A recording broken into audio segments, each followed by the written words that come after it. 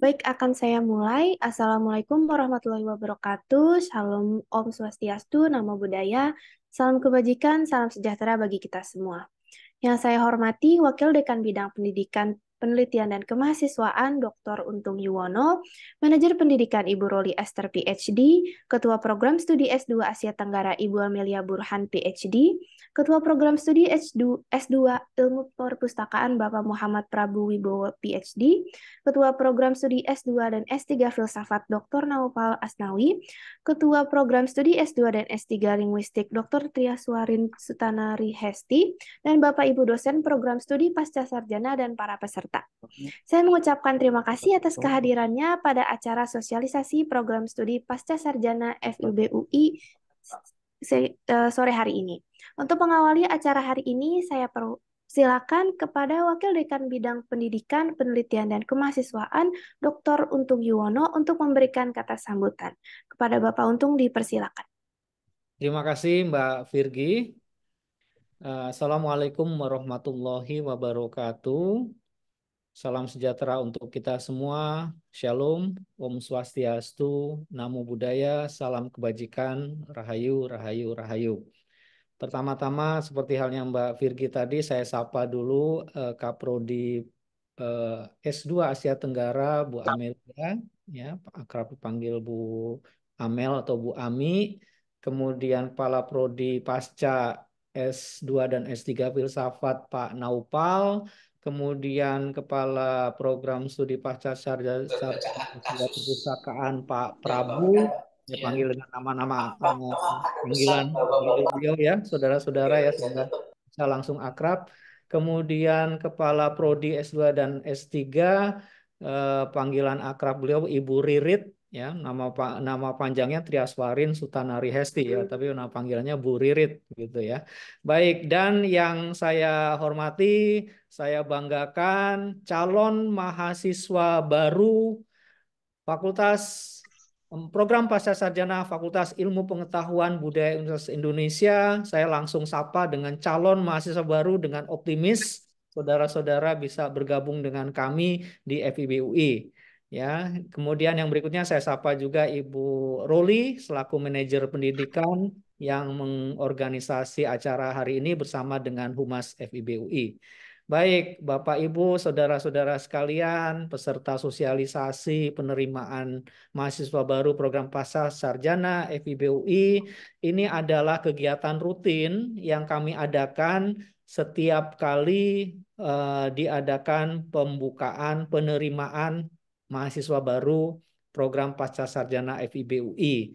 Ya, seperti yang mungkin sudah saudara-saudara ketahui, di Fakultas Ilmu Pengetahuan Budaya UI atau FIB UI ya, itu terdapat 8 program magister dan 5 program doktor. Mudah-mudahan nanti semester genap akan ada tambahan 1 program studi S3, program doktor S3 kajian informasi ya Pak Prabu, ini di bawah nanti pimpinan Pak Prabu ya.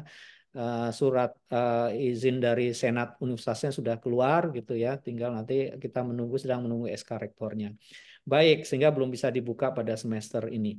Nah, pada semester Gasal tahun akademik 2024-2025 akan diterima mahasiswa baru ya untuk penerimaan gelombang pertama dan kedua ya SIMAK UI yang sekarang ini sedang memasuki pembukaan untuk gelombang 1, pembukaan pendaftaran untuk gelombang 1 ya. Jadi gelombang 1 saudara-saudara sekalian itu diadakan pada tanggal 28 Februari sampai dengan 20 Maret pendaftarannya.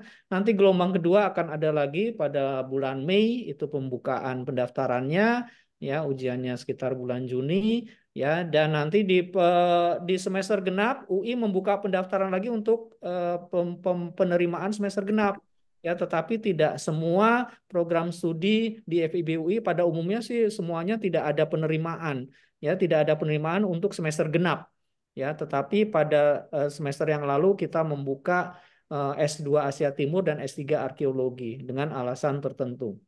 Apakah nanti juga akan dibuka di semester genap? Nanti kita lihat ya. Nah, tapi kami berharap teman-teman, saudara-saudara bisa memanfaatkan ya lebih dulu pendaftaran di semester ini semester pendaftaran gelombang 1 pada yang dibuka pada periode ya 28 Februari sampai 24 Maret. Dan tentu saja kami sangat menunggu ya pendaftaran dan penyeleksian sekaligus juga penerimaan saudara-saudara sekalian ya untuk masuk studi di S2 S3 FIB UI. Tadi siang jam 1 kami sudah menyelenggarakan sosialisasi ya untuk 4 program studi Asia Timur, arkeologi, ilmu sejarah, ilmu sastra. Mungkin ada teman-teman yang juga hadir tadi siang, hadir kembali pada sore hari ini. Ya, tidak masalah sehingga teman-teman akan lebih mampu, lebih yakin, lebih mengenal program-program studi yang ada di FIB UI sehingga nanti selepas sosialisasi ini menentukan satu pilihan prodi untuk didaftarkan. Amin. Ya, itu sebagai pendahuluan dari saya sebagai kata sambutan bagi rekan-rekan semua yang mudah-mudahan ini dari Sabang sampai Merauke. Tadi yang pertama ada yang dari NTT ya, dari mana saja. Baik, saya kira itu. Terima kasih. Mari kita ikuti acara ini yang sudah dirancang oleh Unit Pendidikan bersama Humas. Terima kasih. Saya kembalikan ke Mbak Virgi. Baik, terima kasih Bapak Untung atas sambutannya. Sebelum akhirnya kita memasuki acara utama hari ini, saya izin meminta kepada para peserta untuk membuka kamera karena kita akan berfoto bersama terlebih dahulu.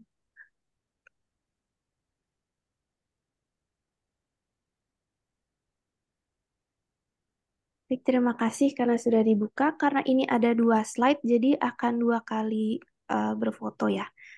Sebentar.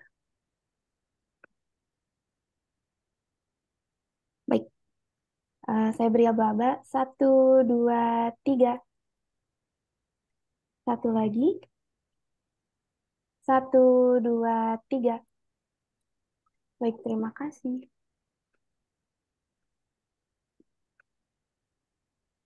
Sekarang tiba saatnya masuk ke acara inti, yaitu sosialisasi program Pasca Sarjana. Sosialisasi akan dilaksanakan dalam bentuk talk show dengan Wakil Dekan Bidang Pendidikan, Penelitian, dan Kemahasiswaan, dan Ketua Program Studi Pasca Sarjana yang dipandu oleh moderator. Saya izin mengingatkan juga para peserta untuk mengisi daftar hadir pada Google Form yang ada di kolom chat Zoom. Baik, tanpa berlama-lama lagi, saya serahkan acara kepada moderator, yaitu Manajer Pendidikan Ibu Roli Esther. Kepada Ibu Roli Esther, dipersilakan. Baik, terima kasih Virgi. Selamat sore sekali lagi. Saya sapa untuk para peserta sosialisasi yang sudah bergabung di sini ya. Saat ini sudah 44 orang. Saya lihat di layar Zoom ini dan selamat sore sekali lagi untuk Wakil Dekan dan juga untuk Bapak Ibu Ketua Program Studi Pasca Sarjana. Baik, kita akan mulai bincang-bincang kita pada sore hari ini dan saya akan memanggil dulu pertama untuk Ketua Program Studi S2 Asia Tenggara Ibu Amelia Burhan, PhD, lalu disusul dengan Ketua Program Studi S2 Ilmu Perpustakaan Bapak Muhammad Prabowo, PhD, Ketua Program Studi S2 dan S3 Filsafat yaitu Bapak Dr. Naupal, dan Ketua Program Studi S2 dan S3 Linguistik Ibu Dr. Triaswarin Suta Narihesti atau yang lebih akrab kita panggil dengan Ibu Ririt. Dan tentu saja kami juga memanggil Wakil Dekan Bidang Pendidikan, Penelitian, dan Kemahasiswaan Bapak Dr. Untung Yuwono. Selamat sore Bapak Ibu semuanya, semoga sehat ya. Baik, kita akan mulai ya bincang-bincang kita pada hari ini.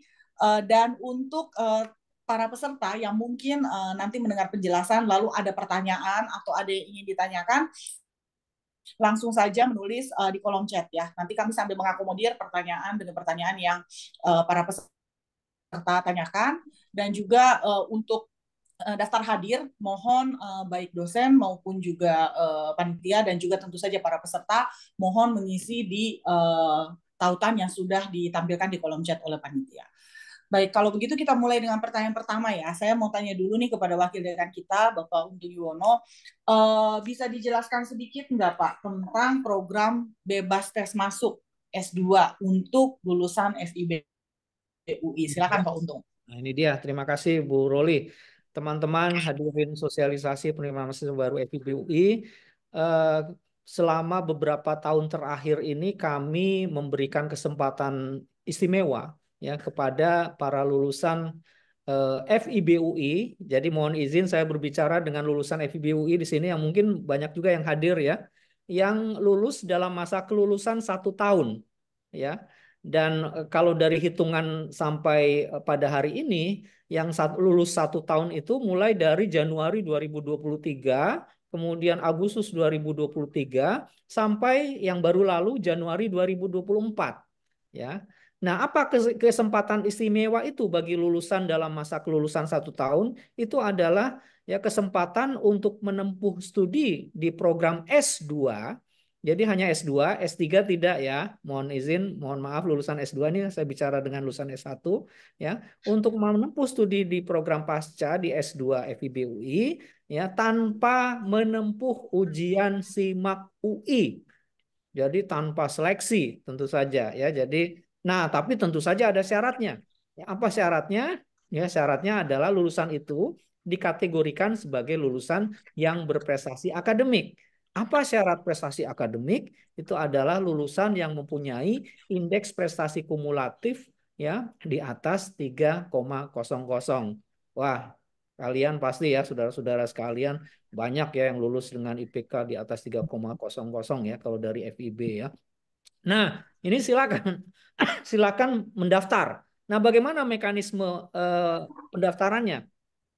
Yang pertama adalah lulusan FIB yang seperti ini yang dikategorikan tadi seperti itu ya, pertama-tama mendaftar dulu. Ya, mendaftar dulu secara online, secara daring karena pendaftaran SIMAK UI apapun jenjangnya dilaksanakan secara online melalui web penerimaan.ui.ac.id ya. Nah, kemudian setelah mendaftar, bagi lulusan yang Januari 2024 mungkin belum punya ijazah, ya itu dapat mendaftar dengan menggunakan surat keterangan lulus sementara yang bisa diurus di unit pelayanan akademik dari sekarang. Ya. Sesudah dapat SKL untuk yang lulusan Januari 2024, kalau yang 2023 pasti sudah punya ijazah ya, itu mendaftar, mengunggah ijazah atau SKL itu ya, kemudian mengeprint ya bukti sudah mendaftar atau yang disebut bukti pendaftaran ya. Dan pendaftaran itu berlangsung dari tanggal 28 Februari sampai 20 Maret. Tetapi untuk kategori yang saya jelaskan ini ya, pendaftarannya itu kami menunggu rekomendasi sampai tanggal 13 Maret dari Kaprodi. Oke, saya jelaskan dulu sesudah itu ya. Sesudah saudara mengeprint, saudara datang ke Kaprodi yang meluluskan saudara. Ya, datang ke Kaprodi di program studi yang meluluskan saudara. Kemudian serahkan print hasil pendaftaran itu kepada Kaprodi dan sampaikan bahwa saya berminat untuk mendaftar S2 ya, langsung ya tanpa mengikuti ujian SIMAK UI. Ya, nanti Kaprodi sudah beres, sudah Anda menyampaikan print dan menyampaikan maksud, Anda bisa pulang. Menunggu ya keputusannya ya, pengumumannya itu untuk yang gelombang pertama ini tanggal 3 Mei. Ya, tanggal 3 Mei Anda tinggal lihat nama Anda ya pasti ada di situ ya. Karena sudah dapat rekomendasi dari Kaprodi dan dari kami ya, kemudian juga dari pimpinan UI. Ya, kira-kira itu sangat sederhana ya prosesnya. Jadi silahkan tapi tolong perhatikan tanggal ya pendaftaran ya untuk kategori ini. Demikian Bu Roli tentang pendaftaran bagi lulusan berprestasi tanpa menempuh ujian SIMAK UI. Baik, terima kasih Pak Untung untuk informasinya ya. Saya rasa sudah cukup lengkap dan nanti kalau masih ada yang kurang jelas nanti pada saat sesi tanya jawab teman-teman bisa tanya atau bisa juga menuliskan di chat box di sini ya untuk pertanyaannya. Baik, sekarang kita beralih ke pertanyaan berikut. Saya mau tanya dulu nih pertama-tama ke program studi S2 Asia Tenggara ya bersama Ibu Amelia Burhan atau biasa dipanggil Ibu Ami ya. Oke, pertanyaan saya adalah kira-kira nih kalau misalnya di program Pasca Sarjana S2 Asia Tenggara ini yang dipelajari itu apa aja sih? Mungkin bisa sedikit dijelaskan Bu Ami atau Bu Amel. Oh, jadi seperti kita baik Ibu. Ya, jadi seperti yang ada di dalam buku panduan misi program studi Pascasarjana Asia Tenggara adalah menghasilkan lulusan magister yang memiliki kepakaran dalam bidang kajian kewilayahan Asia Tenggara. Maka di program Pascasarjana Asia Tenggara dipelajari aspek-aspek budaya Asia Tenggara dengan teori dan metodologi ilmiah melalui observasi, pengolahan data, sehingga mahasiswa itu mampu mengkritisi, berdiskusi, dan menemukan solusi dari berbagai permasalahan budaya di kawasan Asia Tenggara. Adapun mata kuliah yang ditawarkan sekaligus sebagai peminatan yang dapat diambil adalah tradisi lisan dan seni di Asia Tenggara, arus budaya transnasional di Asia Tenggara, nasionalisme dan multikulturalisme di Asia Tenggara, sejarah peradaban di Asia Tenggara, dinamika gender di Asia Tenggara, diaspora Asia Tenggara, dinamika antar kawasan pasca Perang Dunia II di Asia Tenggara, ekologi dan warisan budaya di Asia Tenggara, kemudian dinamika kebudayaan Islam di Asia Tenggara dan budaya literasi di Asia Tenggara. Terima kasih, Bu. Baik, penjelasannya sudah cukup lengkap ya. Nanti teman-teman bisa lihat juga, mengecek materinya yang dipelajari itu apa aja. Bisa juga lihat di kanal sosial media kami di Instagram @humas_FIB_UI ya. Di situ kami akan menayangkan poster-poster yang lebih menjelaskan per program studi itu yang dipelajari apa saja, tentu saja dengan tanggal atau jadwal pendaftaran dan juga ujian masuknya. Baik, sekarang kita beralih nih ke program studi S2 Ilmu Perpustakaan. Nah, dengan Mas Prabu nih. Apa aja sih Mas Prabu yang dipelajari ini di S2 Ilmu Perpustakaan? Silakan Mas. Baik, selamat sore Bu Roli, Bu Untung, para Kaprodi dan juga para insya Allah calon-calon mahasiswa Pascasarjana FIB UI. Jadi memang di Pascasarjana Ilmu Perpustakaan kita secara garis besar membahas informasi. Jadi informasi terkait apapun. Jadi apa namanya bisa informasi kesehatan, dan juga kaitannya dengan data, pengetahuan.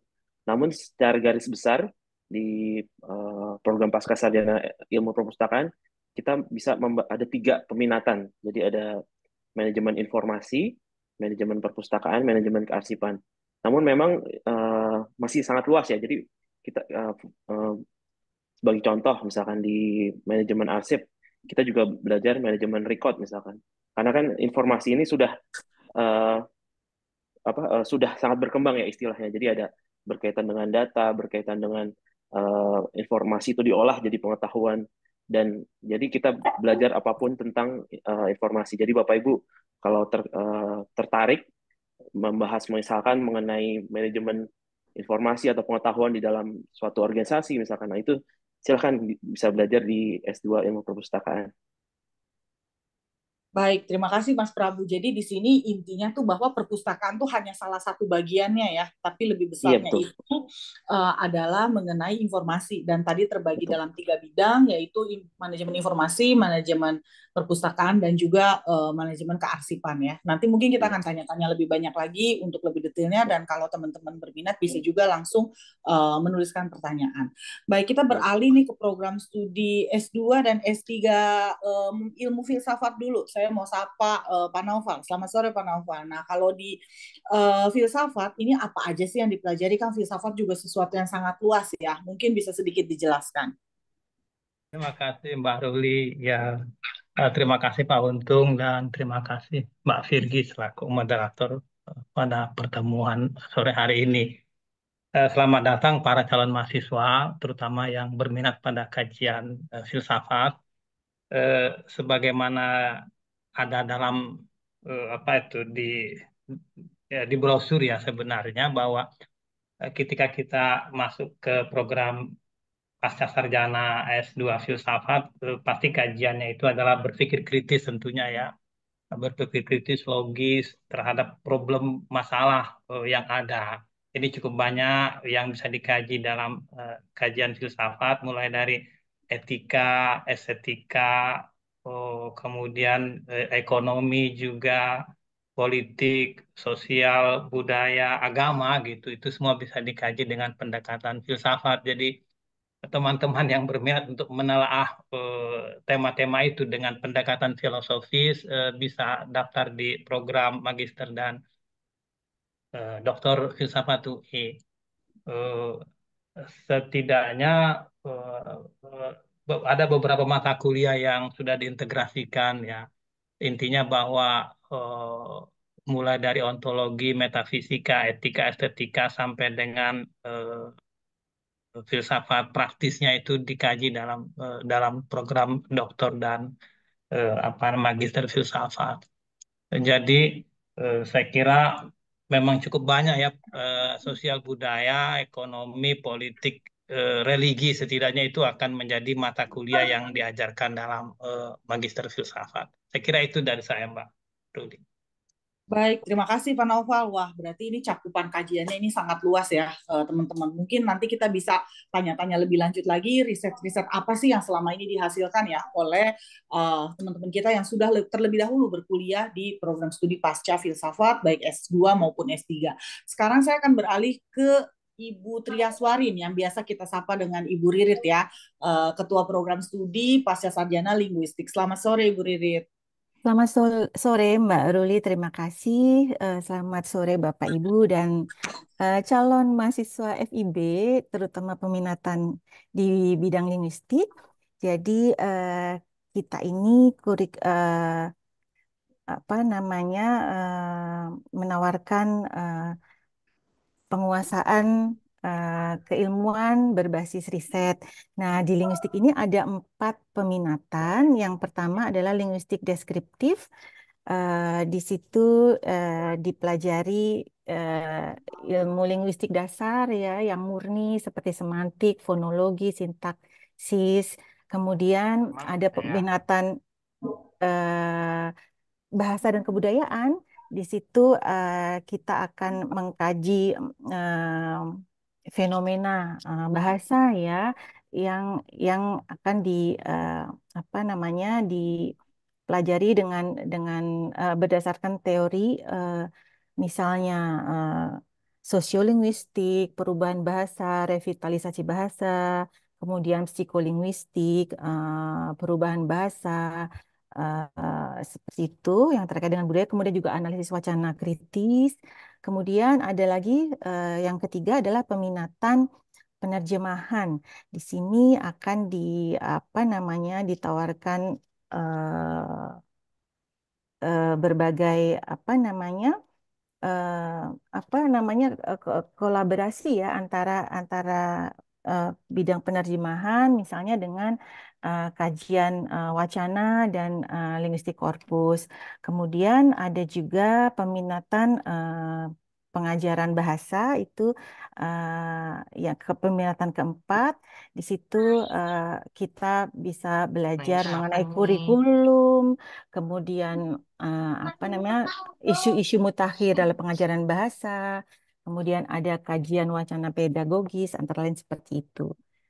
Begitu Ibu Ruli, terima kasih. Baik, terima kasih Ibu Ririt. Ini juga cukup lengkap ya dengan prodi linguistik mempunyai 4 peminatan dan tadi sudah dijelaskan secara sekilas. Nah, mungkin kalau teman-teman ingin tahu lebih lanjut, nanti bisa bertanya secara lebih spesifik lagi. Sementara itu, saya akan masuk ya ke pertanyaan berikut.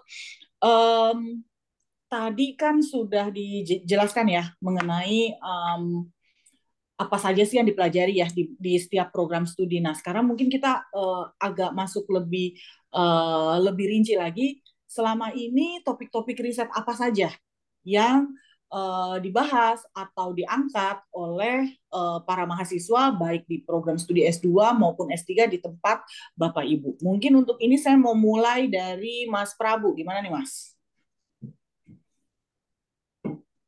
Baik, terima kasih Bu Roli pertanyaannya. Jadi memang kalau di program studi Magister Ilmu Perpustakaan ini di bawah Departemen Ilmu Perpustakaan dan Informasi. Nah, kami juga mempunyai lab perpustakaan, namun juga di dalamnya itu ada klaster-klaster riset. Nah, klaster riset ini nanti bukan nanti ya, ada dosennya. Jadi ada dosennya yang bertanggung jawab, koordinator, dan juga nanti mahasiswa silakan mau bergabung di klaster riset yang mana. Jadi ada beberapa, misalkan klaster riset organisasi dan temu kembali informasi. Lalu ada klaster big data dan analitika. Lalu ada literasi informasi. Ada human information interaction behavior. Jadi kita juga membahas sosio-teknikal dari informasi. Jadi perbedaannya ilmu perpustakaan dan informasi dibandingkan dengan misalkan ilmu komputer. Kalau ilmu komputer mereka lebih ke arah sistem, namun kalau kita lebih membahas sisi manusianya, jadi sosioteknikal dari informasi itu sendiri. Lalu yang sekarang yang terbaru itu ada artificial intelligence di lembaga informasi. Ini juga kita sudah ada klasternya di dalam lab dan juga di dalam departemen kami. Lalu ada arsip dan preservasi informasi, termasuk juga record management. Lalu ada jasa informasi, perpustakaan dan kepustakawanan. Namun juga karena kita berada di Fakultas Ilmu Pengetahuan Budaya, kita juga membahas budaya informasi, digital humanities. Jadi itu semua yang klaster-klaster riset, dan itu semua ada koordinatornya, Bu Roli. Jadi misalkan kalau saya sendiri fokusnya di data, open data, big data analytics, ada Ibu Rahmi, ada Pak Fuad lebih ke arah digital humanities. Jadi memang klaster-klaster ini sudah disiapkan, nanti untuk mahasiswa pasca sarjana bisa join, bisa riset, dan juga pengabdian masyarakat, bisa juga misalkan publikasi-publikasi, jadi bisa tergabung di dalam klaster tersebut. Semoga menjawab Bu Roli. Jadi kita memang informasi, tapi informasi apapun terkait informasi kita bisa pelajari, teliti di pasca sarjana ilmu perpustakaan. Oke, ini sangat menarik ya karena sudah terbagi dalam beberapa klaster gitu ya, Mas Prabu ya. Jadi memang ilmu Betul. perpustakaan dan informasi sudah sangat sistematis ya, membagi dalam klaster-klaster sehingga bagi mahasiswa yang tertarik itu bisa langsung join di klaster tersebut begitu ya, dan Betul. akan ada kesempatan untuk riset bersama, lalu juga mungkin pengabdian masyarakat yang terkait dengan riset klaster tersebut, dan juga mungkin untuk publikasi jurnal seperti itu ya, Mas Prabu. Oke, terima kasih. Sekarang saya beralih ke Pak Naufal dulu nih. Kalau di filsafat, nah tadi itu kan cukup banyak ya cakupan yang dikaji.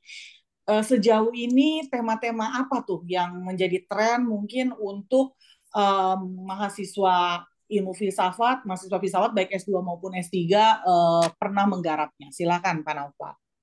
Ya, terima kasih Bu Roli. Tadi kan kajian filsafat itu ada refleksi kritis, ada evaluasi juga di situ. Jadi semuanya sebenarnya. Jadi ada yang kaji tentang politik, ada yang kaji ekonomi, ada yang kaji religi, ada yang kaji estetika, ada yang kaji tradisi. Jadi semua aspek itu bisa dilihat dengan pendekatan filsafat. Jadi cukup beragam memang ya. Jadi ada yang dari kepolisian masuk filsafat, juga ada yang dari teknik masuk filsafat, ada yang dari seni juga masuk filsafat, ada yang kedokteran juga masuk filsafat. Jadi mereka bisa bisa menelaah bidang yang diminatinya dari awal, tapi dengan pendekatan filsafat kritis, etis, refleksi dan evaluasi ontologisnya. Jadi terbuka dari semua prodi saya kira Mbak Ruli. Jadi siapa saja bisa masuk ke dunia filsafat dengan latar belakang pendidikan apapun, kemudian dia dalami dengan risetnya dengan pendekatan filsafat. Terima kasih. Baik, jadi temanya ini banyak ya Pak Naufal ya, tapi yang jelas kajiannya itu mesti kritis begitu ya. Temanya boleh beragam, tapi kajian yang dilakukan harus kritis, etis, reflektif begitu ya. Baik, kita lanjut ke Ibu Ririt. Bagaimana nih kalau di linguistik tadi peminatannya cukup banyak ya. Mungkin bisa dijelaskan beberapa topik riset yang akhir-akhir ini menjadi tren bagi para mahasiswa yang kuliah di linguistik. Silakan Bu Ririt. Baik, Mbak Ruli. Jadi kalau di bidang pengajaran itu yang sekarang lagi tren penelitian di bidang penerapan teknologi mutakhir dalam pengajaran bahasa, kemudian ada translanguaging dan negosiasi makna itu sedang tren. Kemudian juga ada penerapan problem solving dan critical thinking skills di kelas pengajaran bahasa asing. Lalu ada IMI dan CLIL, kemudian ada assessment bahasa asing, kemudian juga yang juga mulai diminati dilakukan adalah meneliti multimodalitas dalam buku teks pengajaran bahasa asing. Kemudian di bidang penerjemahan ini yang sedang tren adalah penerjemahan yang dikaitkan dengan analisis wacana kritis dan kemudian digabungkan dengan linguistik korpus, kemudian penerjemahan yang terkait dengan teknologi penerjemahan, penggunaan alat penerjemahan seperti CAT tools, machine translation, dan yang lain-lainnya. Kemudian juga ada penelitian mengenai pelokalan dan pengasingan. Kemudian kalau di bidang bahasa dan kebudayaan, yang lagi tren juga adalah penelitian-penelitian mengenai bahasa-bahasa daerah di Indonesia, eksplorasi bahasa di Indonesia, seperti toponimi, dialektologi, dan apa namanya perubahan bahasa dan revitalisasi bahasa. Begitu Mbak Ruli. Terima kasih. Wah, begitu beragam ya Iya, di linguistik ya yang bisa diteliti ya. Terima kasih Bu Ririt untuk terima kasih. penjelasannya sangat komprehensif. Sekarang saya beralih ke Mbak Amel nih dari S2 Asia Tenggara. Kalau S2 Asia Tenggara kira-kira apa nih topik-topik kajiannya? Silakan Mbak Amel. Iya, Ibu Roli. Jadi semester lalu itu judul, misalnya kita lihat dari judul makalah proyek akhir mahasiswa kami itu antara lain itu ada Citra Perempuan Tionghoa Malaysia di Asia Tenggara dalam film Wet Season dan Barbarian Invasion. Lalu ada juga mahasiswa yang membahas tentang seksisme ambivalen di media sosial dengan studi kasus program PIKMI di TikTok Indonesia. Lalu kemudian ada juga yang membahas tentang perwujudan kedekatan budaya melalui representasi perempuan lansia, perbandingan film horor Nenek Gayung di Indonesia dan Hantu Kak Limah di Malaysia. Jadi di sini bisa dilihat kalau topik riset yang diambil mahasiswa antara lain itu gender, migran, film dan juga berbagai aspek budaya di kawasan Asia Tenggara. Demikian Ibu Roli. Baik, terima kasih Mbak Amel. Sekarang nanti kita akan ngobrol lebih banyak lagi ya mengenai topik-topik riset jika nanti Bapak Ibu para peserta ingin bertanya. Dan mungkin bisa juga seperti tadi Mbak Amel menyampaikan ya beberapa topik riset atau judul tes tugas akhir yang sudah dikerjakan bisa di copy paste juga di kolom chat sehingga para peserta ya dapat lebih punya gambaran juga gitu ya ketika ingin menengok kembali. Nah, sekarang saya mau beralih ke wakil dekan kita ya, Pak Untung. Nah, ini ada dua pertanyaan nih. Jadi yang pertama, pertanyaan terkait kuliah di FIB, pasca sarjana FIB UI itu kan ada jalur kuliah dan jalur riset. Nah, mungkin itu bisa dijelaskan. Lalu ada satu pertanyaan yang mungkin ini juga terkait secara umum ya. Itu pertanyaan dari Mas siapa nih? Mas Tefur ya sepertinya ya. Yang bertanya mengenai ini saya rasa juga akan banyak ditanyakan juga oleh para peserta. Kalau mau mengambil kuliah S3 linguistik di tahun 2026, nah apakah harus daftar juga di tahun 2026 itu atau kalau mau ambil tesnya tuh di tahun ini atau tahun 2025 tapi baru mulai kuliahnya di 2026 boleh nggak gitu. Nah, itu pertanyaannya Pak. Silakan Pak Untung. Baik, terima kasih Bu Roli. Baik, jadi memang FIBUI seperti juga secara keseluruhan di Universitas Indonesia itu kami membuka dua jalur di S2 dan S3. Yang pertama adalah jalur kuliah dan riset, namanya itu ya, jalur jalur kuliah dan riset. Yang kedua, jalur riset. Ya, jalur riset. Nah, jalur kuliah dan riset merupakan jalur yang konvensional ya, yang biasa gitu ya. Jadi ada perkuliahan, pada S2 ada perkuliahan pada semester 1 ya, pada S3 ada kuliah pada semester 1 dan semester 2 ya, kemudian diikuti oleh penelitian sesudah itu di jalur kuliah dan riset ya.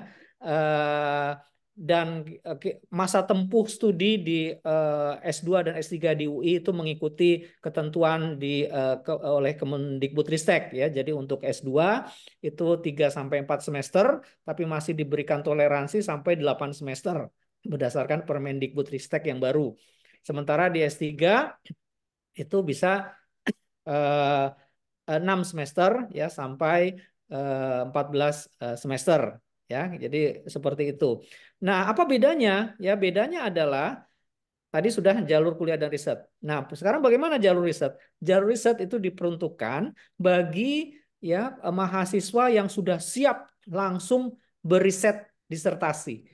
Ya, jadi sudah siap Apa syarat apa yang dimaksud dengan sudah siap? Ya, sudah siap artinya dia harus menunjukkan bahwa dirinya sudah pernah mempunyai pengalaman menulis dan tulisan ilmiahnya itu dipublikasikan ya di dalam ya suatu publikasi, media publikasi yang ditentukan ya oleh Universitas Indonesia atau ditentukan oleh prodinya ya. Nah, itu nanti akan diperlihatkan dalam bentuk CV misalnya ya, dan kemudian ada undangan wawancara.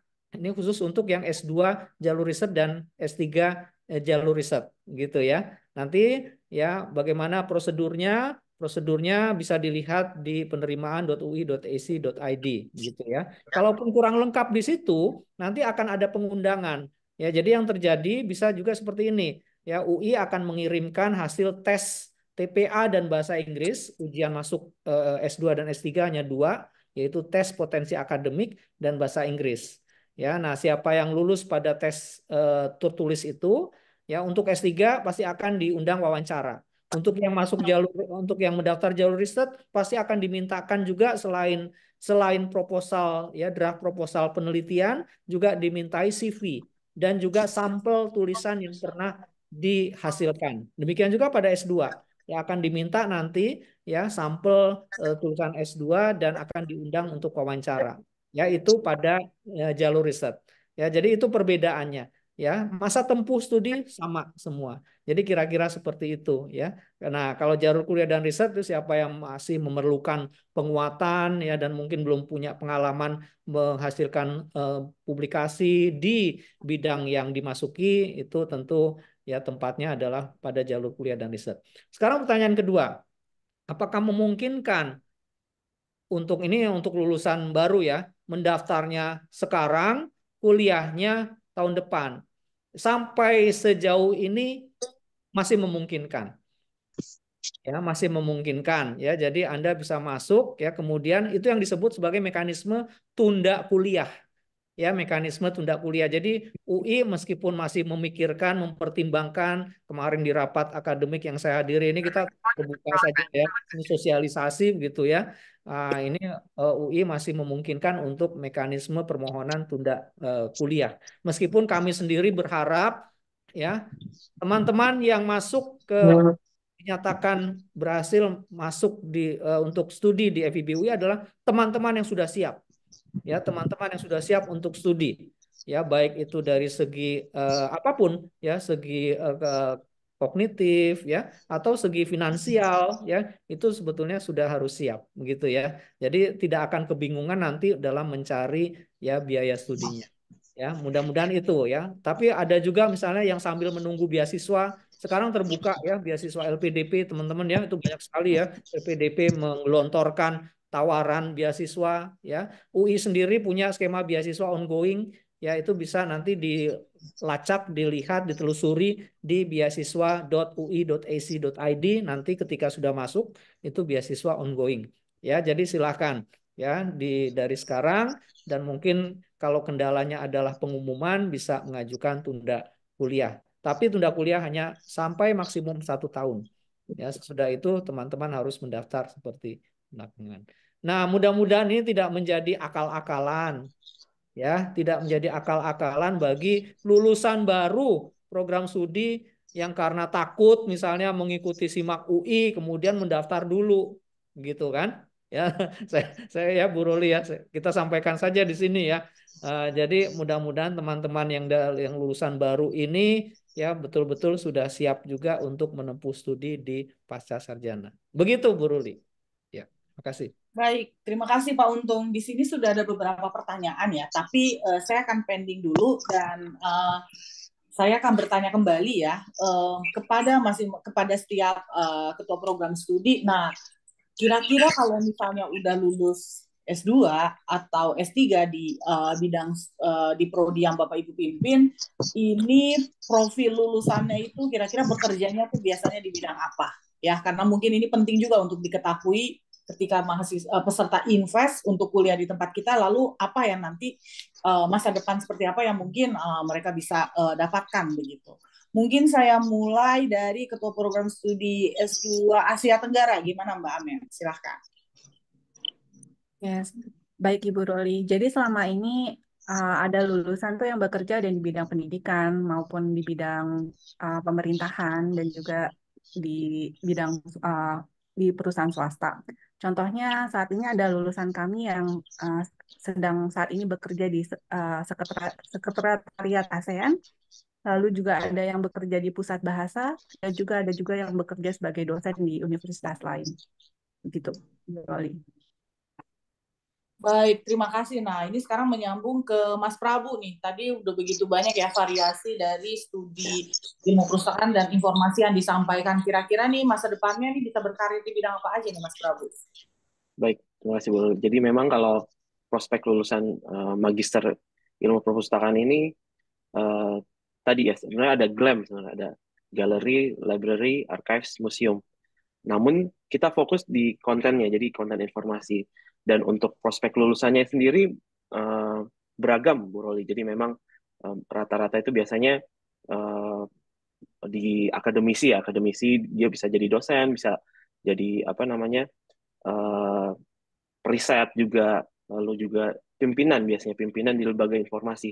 Jadi kalau lembaga informasi tadi ya ada perpustakaan, ada arsip, ada museum juga, ada galeri. Jadi beberapa mahasiswa sekarang ada juga yang bekerja di misalkan di Galeri Nasional misalkan. Dia ditunjuk sebagai apa namanya penanggung jawab untuk apa? Untuk lukisan-lukisan, lalu juga apa ada juga yang bekerja di misalkan di apa lembaga hukum. Kan biasanya lembaga hukum juga mereka butuh informasi secara cepat tuh mengenai referensi-referensi hukum. Nah, itu juga ada. Lalu juga selain itu ada juga yang apa lulusan S2 ilmu perpustakaan yang juga mendapat jabatan fungsional pustakawan dan arsiparis media dan utama. Jadi apa tapi kurang lebih seperti itu Bu Roli. Jadi di galeri, library, di perpustakaan, archive dan juga museum. Baik, terima kasih Mas Prabu. Jadi tidak harus selalu berkarirnya itu nanti di perpustakaan begitu ya, Iya, tapi bisa betul. di museum, bisa di galeri, juga tidak harus selalu menjadi dosen begitu ya. Tapi Iya. banyak lapangan-lapangan pekerjaan lain yang juga bisa dijangkau. Baik, bagaimana dengan S2 dan S3 ilmu filsafat nih, Pak Naupal nih? Sepertinya tadi kajiannya sangat luas ya, berarti mungkin cakupan profesi yang bisa dicoba juga beragam. Silakan Pak Naupal. Ya, makasih Bu Roli. Iya, betul Bu Roli. Jadi lulusan filsafat itu kerjanya cukup beragam memang ya. Ada yang dari politisi, ada yang jadi wartawan, ada yang ikut mendirikan LSM. Ya, banyak sekali. Kalau jadi dosen, jadi pengajar, jadi periset, ya memang itu udah biasa ya. Tapi banyak juga yang jadi artis juga ada gitu dari filsafat ya. Jadi cukup cukup beragam lah gitu ya. Ada yang juga lembaga di pemerintahan, ada juga eh, di lembaga hukum juga ya. Banyak sekali saya kira. Jadi sesuai dengan minatnya nanti bisa masuk ke dunia kerja yang dia minati juga. Baik, terima kasih Pak Naufal. Jadi dari artis sampai dosen, dari pengacara sampai politisi pun ada begitu ya di lulusan filsafat. Sekarang saya beralih ke Ibu Ririt. Bagaimana nih kalau linguistik nih? Silakan Bu Ririt. Baik, Ibu Ruli, eh, kebanyakan lulusan linguistik itu bekerja di bidang pendidikan, menjadi dosen, menjadi guru, kemudian banyak juga yang menjadi di BRIN, ya, di Badan Riset dan Inovasi Nasional, di Badan Bahasa, di Balai Bahasa, kemudian ada yang di apa penerjemah profesional, kemudian ada yang di NGO. Kemudian juga ya memang rata-rata eh, menjadi peneliti ya sebetulnya ya, di BRIN dan di Balai Bahasa. Tetapi juga ada yang bekerja di editorial begitu ya dan di staf ahli MPR DPR begitu Mbak Baik. Ruli. Mm-mm. Baik, terima kasih Mbak Ridit. Ini saya lihat sudah cukup banyak ya pertanyaan-pertanyaan yang masuk nih. Jadi saya akan mengakomodir lagi pertanyaan-pertanyaan ini. Nah, pertanyaan berikut ini ada dari Mas Rifkul ya. Ditanyakan untuk prodi linguistik. Jadi yang ditanya adalah penjelasan lebih rinci terkait peminatan penerjemahan. Tadi Bu Ridit sudah menjelaskan ya, tapi minta informasi lebih rinci. Misalnya, apakah ada ujian masuk khusus untuk peminatan tersebut. Mungkin nanti untuk ujian masuk dan persyaratan nanti sebentar lagi kami juga akan mengupdate ya di sini untuk situs yang bisa peserta lihat begitu. Nah, itu pertanyaannya. Lalu ini masih terkait dengan um, linguistik juga ya. Ini masih terkait dengan linguistik juga dari Mas Andi Rahmawan. Pada pilihan S3 linguistik jalur kuliah dan riset, apakah perkuliahannya itu dilaksanakan full on-site atau online? Ya, mungkin yang pertanyaan dari Mas Andi Rahmawan juga nanti bisa dijawab juga ya oleh Bapak Ibu dari program studi yang lain ya, karena mungkin info tentang kuliahnya tuh on-site atau online itu juga diperlukan oleh para calon peserta. Nah, tapi saya uh, mulai dulu dari dua pertanyaan tersebut untuk Ibu Ririt, silakan. Baik, sejauh ini untuk peminatan penerjemahan sama dengan peminatan lain yang memberikan persyaratan untuk S2 ya, itu ujian tertulis TPA dan bahasa Inggris. Tetapi untuk tidak ada khusus tes yang lebih lanjut untuk penerjemahan. Kemudian yang tadi adalah apa ya? Yang kedua tadi mengenai Perkuliahannya kalau untuk oh ya S3 untuk linguistik S3 itu ya. full online, full Baik. onsite atau ada online Iya, juga atau bagaimana? ya, jadi kalau S3 linguistik dan juga S3 yang lainnya di semester pertama itu kan kuliah wajib fakultas yang diikuti yaitu filsafat ilmu pengetahuan dan teori dan metodologi kebudayaan. Itu bauran ya diadakannya offline dan online dalam satu hari kalau tidak salah ya Ibu Ruli, misalnya di hari Jumat itu dua mata kuliah itu diberikan jadi bauran. Kalau kemudian untuk yang selanjutnya di semester kedua di linguistik itu eh, masih online ya secara secara apa namanya secara umum, tapi kita juga akan bisa menyelenggarakannya secara offline gitu. Itu juga terjadi di satu semester. Untuk selanjutnya kan kita akan bimbingan gitu ya. Itu ya sebaiknya sih kita bertemu ya. eh, Bisa juga baik secara online maupun offline dengan pembimbingnya begitu, Mbak Ruli. Iya. Baik, terima kasih Mbak Ririt. Mungkin untuk Bapak Ibu Ketua Program Studi dari Prodi lain, dari Asia Tenggara, Ilmu Perusahaan dan Ilmu Filsafat juga mungkin bisa sedikit dijelaskan ya, moda perkuliahannya gimana nih? Apakah full on-site atau bercampur dengan online atau full online? Silakan Bapak Ibu. Mungkin mulai dari Mbak Ami dulu deh. Silakan Mbak Amel. Oke, baik, terima kasih Bu Roli. Untuk mata kuliah yang wajib fakultas, banyak yang dilakukan secara bauran maupun yang full onsite. Tapi untuk mata kuliah wajib prodi, banyak yang dilakukan secara online, Ibu Roli. Dan Baik, jam terima kasih. di atas jam 2. Ya, Oke, terima kasih. ya, dimulainya jam 2 ya. Lalu bagaimana dengan ilmu filsafat, Pak Nova? Ya, terima kasih Mbak Rowi. Saya kira sama ya. Kita kuliah kita bauran, kadang online, kadang juga ada yang offline. Itu nanti berdasarkan kesepakatan bersama antara dosen dengan mahasiswa. Eh, Mata kuliahnya juga untuk S3 itu terpadu dari sudah kurikulumnya sama gitu ya, seluruh S3 itu sama untuk semester pertama, semester kedua baru kekhususan, dan semester 3 sudah bisa masuk ujian proposal. Jadi kuliah efektifnya hanya 1 tahun ya. Dan tahun kedua itu sudah bisa ujian proposal. Untuk S2 sama juga, kuliah dirancang 3 semester bisa selesai, 3 sampai 4 semester. Jadi ketika mahasiswa sudah punya apa namanya bahan risetnya baik di S2 atau S3, saya kira dalam waktu untuk S2 itu 3 semester itu bisa tuntas ya, karena sudah banyak juga dari filsafat yang selesai 3 semester.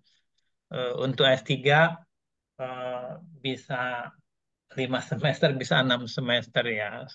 Iya, saya kira itu dari saya.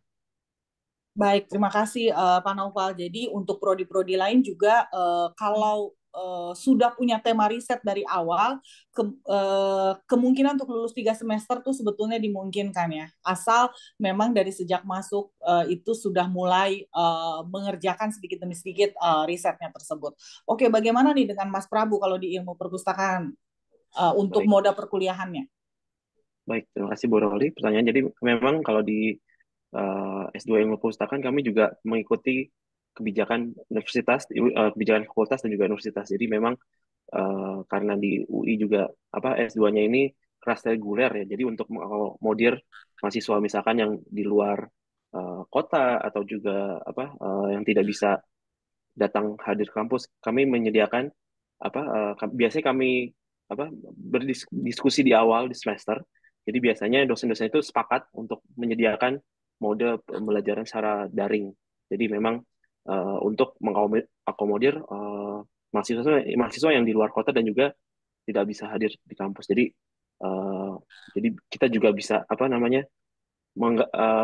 silakan Bapak Ibu kalau ingin misalkan tidak dapat izin misalkan seperti jadi kita juga menyediakan metode daring. Jadi mungkin itu Bu Roli ya. Jadi Baik, terima kasih Mas Prabu. Jadi ada kesempatan untuk menyesuaikan juga ya dengan ya kondisi betul. dari mahasiswanya dan tentu saja itu didiskusikan dulu di awal dengan para pengajar. Baik, terima kasih. Sekarang saya beralih ke Pak Untung ya sebagai Wakil Dekan. Ini ada pertanyaan yang cukup banyak nih dari Mas Libra ya pertanyaannya. Jadi ini ada beberapa juga yang ditanya untuk program linguistik juga. Tapi umumnya ini secara umum. Jadi pertanyaannya tuh ada sampai 5. Jadi pertanyaan pertama, Mas Libra bertanya mengenai mengirim karya tulis yang berhubungan dengan linguistik 3.000 sampai 5.000 kata ini maksudnya bagaimana gitu ya. Apakah boleh artikel ilmiah yang sudah dipublikasikan tuh boleh nggak dikirimkan? Ya, itu satu. Lalu yang kedua, berapa kuota program linguistik peminatan bahasa dan budaya di tahun 2024 ini? Ya, itu pertanyaan kedua. Lalu yang ketiga, jika lulus SIMAK di tahap 1 ini, intake per kuliahnya itu kapan? Jadi maksudnya mulai kuliahnya itu kapan begitu ya Mas Libra ya? Mungkin kalau saya kurang eh, eh, mahir dalam memahami maksud pertanyaan ini, nanti mohon tolong langsung dikoreksi ya. Dan apakah harus langsung bayar uang kuliahnya? Ya, jadi ini mungkin pertanyaannya lebih kepada wakil dekan ya, karena ini agak lebih umum sifatnya. Lalu yang keempat, apa pertimbangan kelulusan di ilmu linguistik? Apakah itu murni dari SIMAK? Wah, ini kayaknya udah semangat banget ya mau masuk S2 linguistik nih sepertinya. Dan apakah murni dari SIMAK atau ada pertimbangan lain atau tidak begitu ya? Nah, itu pertanyaan keempat. Lalu pertanyaan kelima, nah, ini pertanyaan terkait dengan penerima beasiswa LPDP. Jadi, kami dari penerima beasiswa LPDP ini tuh kadang tuh memilih gitu ya, memilih UI untuk tujuan studi. Nah, tapi ini ada rumor. Nah, mungkin rumor ini juga perlu kita luluskan. Kadang banyak rumor yang mengatakan bahwa susah untuk masuk gitu ya, susah untuk masuk UI ya sepertinya ini. Jadi sebelum tes tuh udah mundur gitu karena takut nggak diterima begitu ya. Mungkin mengingat pertimbangan biaya pendaftarannya itu juga tidak murah, cukup besar, jadi takut gagal sebelum tes. Nah, ini bagaimana? Ini sepertinya harus kita luruskan ya, rumor ini. Bagaimana tanggapan Magister Linguistik atas kecemasan ini gitu. Nah, mungkin ada 5 pertanyaan, bisa dijawab pertama oleh Pak Untung, dan mungkin nanti Ibu Ridit juga bisa menambahkan. Silakan. Baik, terima kasih Mas Libra. Kenalkan saya Mas Pisces. Iya, ini saya catat ada 7 pertanyaan Bu Roli ya. Iya baik, terima kasih banyak Mas Libra nih banyak pertanyaannya. Tapi saya menjawab dari sisi administratif ya, Mas Libra saya pilih yang bisa saya jawab, selebihnya nanti Bu Ririt dari linguistik yang lebih banyak. Saya jawab jika lulus SIMAK mulai kuliah kapan? Ya, kami sudah punya ketetapan di Universitas Indonesia setiap semester. Jadi kalau semester gasal itu mulai kuliah di awal September. Ya, awal September, sedangkan di semester genap itu mulai kuliah awal Februari. Ya, awal itu bisa minggu pertama, bisa juga paling lambat minggu kedua. Ya, nah itu tentang mulai kuliahnya. Kemudian apakah harus langsung bayar? Ya, ya langsung bayar. Tapi saya ada informasi lanjut nih teman-teman nih, saudara-saudara ya. Nah, siapa saja, oleh karena itu tadi saya mengatakan yang saya berharap, kita semua berharap yang nanti datang ke UI, ke pasca sarjana UI adalah ya teman-teman yang sudah siap, ya terutama secara finansial. Tetapi kalaupun teman-teman belum secara finansial siap, ya untuk pasca sarjana kami menawarkan kemudahan dengan mencicil, ya dengan mencicil tanpa bunga tentu saja, apalagi pinjol-pinjolan tuh nggak ada di UI, teman-teman ya.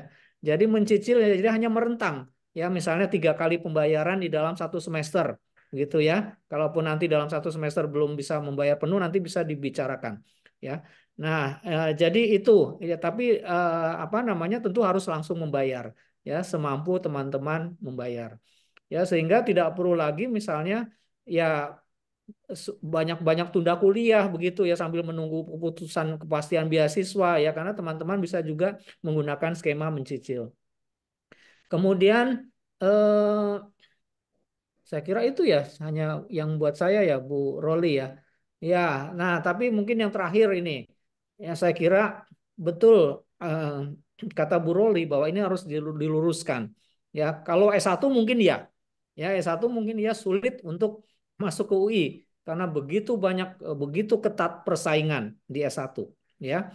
Nah, tetapi kalau di S2 ya tadi saya mengatakan ujiannya hanya 2, tes potensi akademik gitu ya, yang di dalamnya ada dibagi atas logika verbal, logika bahasa gitu ya. Nah, ini spoiler juga nih buat teman-teman nih. Jadi bisa baca-baca juga gitu ya buku-buku TPA gitu ya, misalnya antonim, sinonim gitu ya. Itu kan logika verbal ya, bagaimana mengasosiasikan ya, melihat persamaan antar hal, melihat perlawanan antar hal gitu ya, itu logika verbal.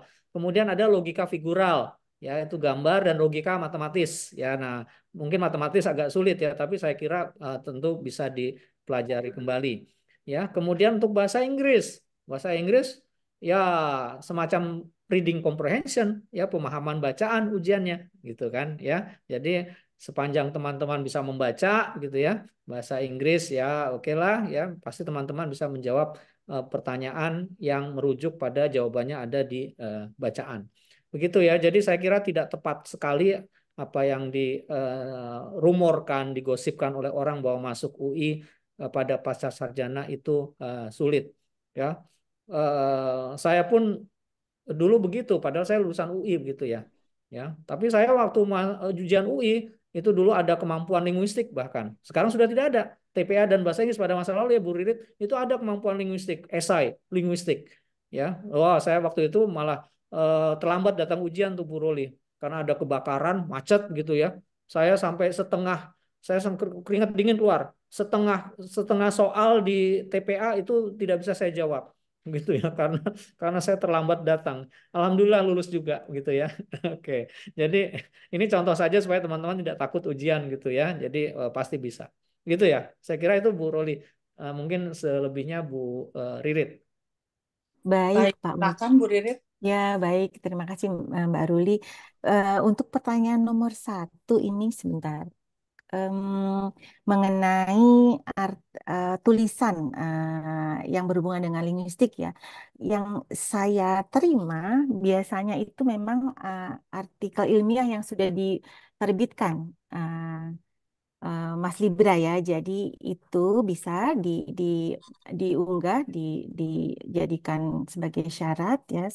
Kemudian kuota peminatan bahasa dan kebudayaan di tahun 2024 ini kebetulan dari 4 peminatan dia yang paling banyak. Jadi 15 orang untuk gelombang pertama dan kedua totalnya.